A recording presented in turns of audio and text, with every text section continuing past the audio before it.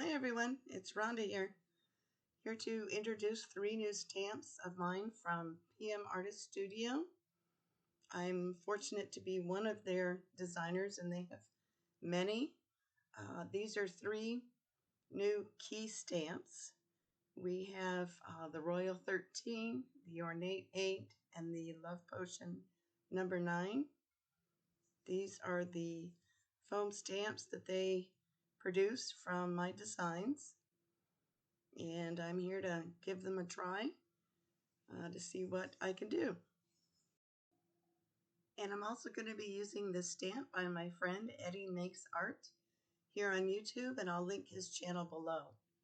And these are my first samples that I tried. I didn't really know what I was doing. I was just guessing and trying to make it work.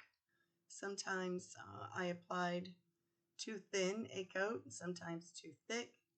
I didn't press hard enough, or I pressed too hard and it blotched out.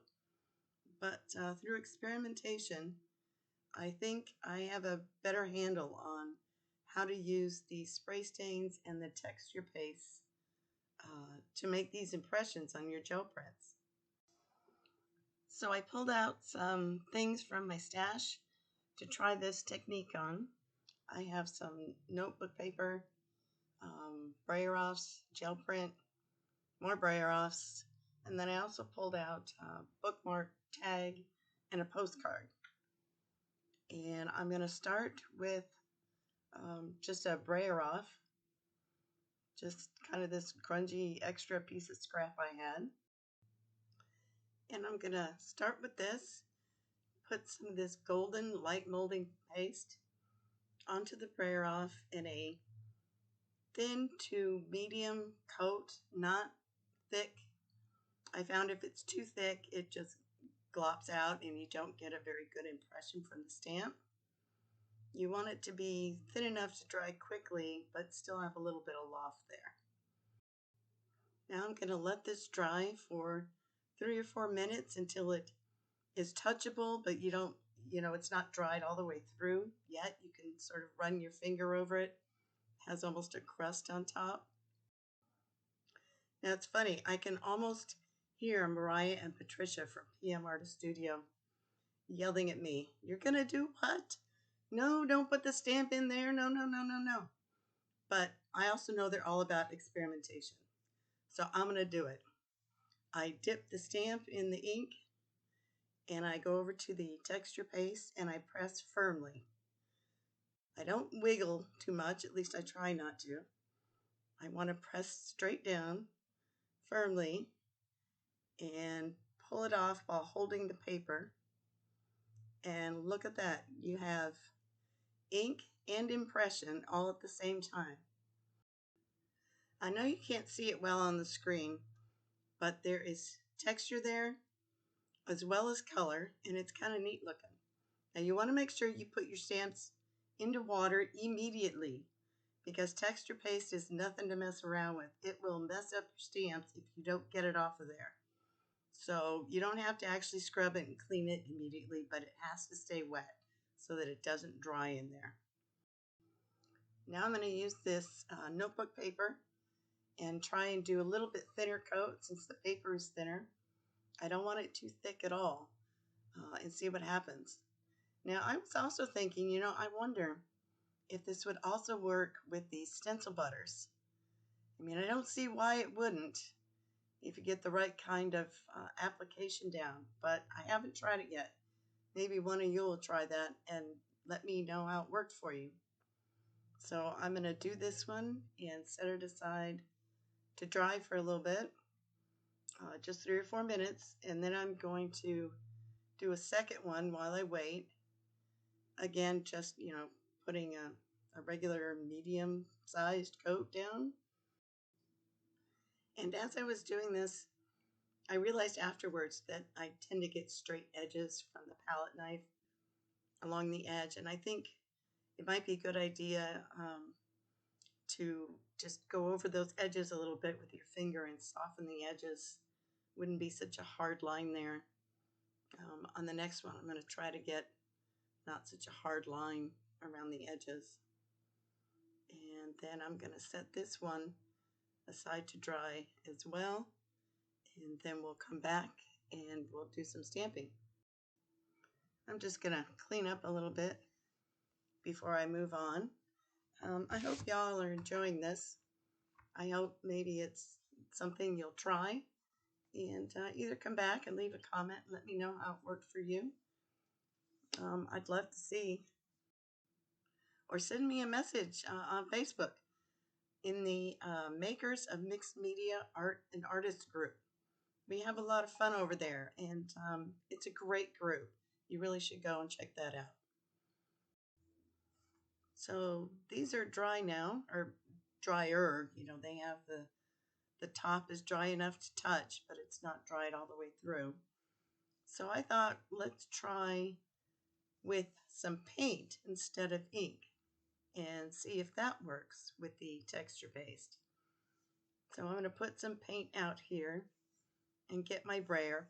Probably should have used a gel plate to get the paint to roll out, but I went ahead and rolled it onto the stamp, which works okay. It was kind of uneven, and I was afraid it wasn't going to look that great, so I went ahead and just put the stamp into the paint on the tile here and load it up, and then put it in the texture paste and see what happens. And pressing firmly, not an elephant stomp, but you know, good firm press. Kind of hold down the paper. It does tend to stick, so you need to hold the paper down so it doesn't come up with it. And it appears that the paint works just as well. I mean, why wouldn't it, right? And so now we've got, it looks a little heavier coating. It also doesn't seem like it's, blending out into the texture paste along the edges as much as the ink did, which is interesting. So I'm going to set that to dry, and now I'm going to work on these other two and see what we can do with them. So this is dry to the touch as well, so I'm going to get some of these other stamp designs to use, and some dark blue, and do another stamp into this one. I hope your day is going well. Everything is going well for you. I really do appreciate that you came to watch, and hopefully leave a like and a comment. Let me know what you think. I know there's lots of choices you could be watching, and I really appreciate that you're giving your time to this. This is the Ornate 8 design, and this is the Love Potion number 9 design I did off camera. And then I added some texture paste to this gel print, and I'm going to use Eddie Makes Art, his foam stamp. This one is called, what is it? Swedish Love Star. And I used it without any ink. I'm doing just the foam stamp into the texture paste, just to get the texture without any additional color.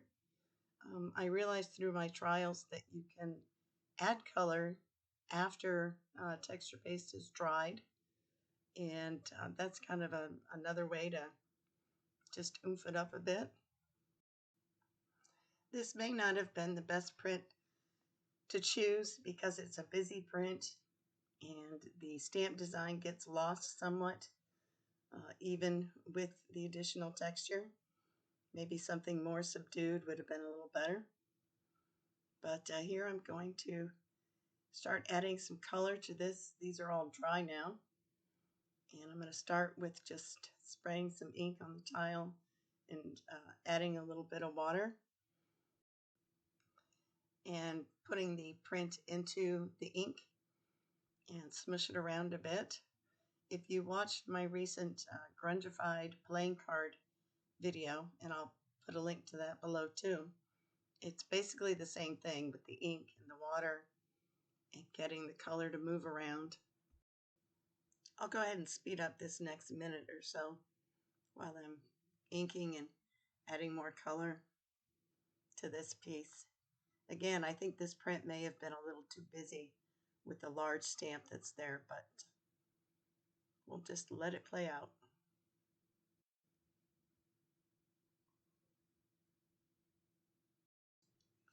And next up is the Royal 13 key that we did with the copper metallic paint. And I'm just doing the same thing with the ink and the water and dipping. While it's still wet, you can use a tissue or a baby wipe and blot some of the extra color off, and it tones it back a bit if you prefer that look. And this is the Ornate 8. This is the first one we did with the blue ink, but I'm going to add a little more to get some variation in color and add a little more brown. As I was editing this video yesterday, I wanted to go back and try this technique on a couple of unfinished pieces that I had. Instead of making just parts, I wanted to see if you could put it on a finished piece. And these are what I came up with: a tag with some sari fabric glued on and a postcard. And this is what I've done. I took some texture paste and a different foam stamp. I used some archival ink in Monarch, I believe it was. I'm trying to show you the texture more up close. I don't know how well you can see it in the video, but you can see more of it in person, I think. And this is the stamp I used on this piece. It is Flower Ring by another PM Artist Studio designer, Christy Hartman. She has a YouTube channel, and she does some great things with stencils and stamps. And this is a really fun one to use. I like them all, but you know, they're all fun. And I used a different texture paste this time. This was a Ranger texture paste and the archival ink that I talked about. And then next on the postcard, there's book page, some tissue paper, some more sari fabric, and I put this stamp on the front there and tried to blend the edges a little better, and I think it turned out pretty well. I really like the look of it, and again, I'm trying to show you the texture so you can see it a little better. And the stamp I used on this one is from PM Artist Studio, called Splash Flower Mandala, or Mandala, which is another great design. They have several of these mandala stamps in the shop that you can go check out. And this is what I used on the postcard. It was the VersaFine Clear in a blue and purple, and again with the golden light molding paste. The inks didn't come out very well, as you saw in the sample. Not sure exactly why, but anyways, I'm really happy with these. So I hope you enjoyed, and perhaps you'll give it a try. I thank you very much for stopping by and giving it a watch.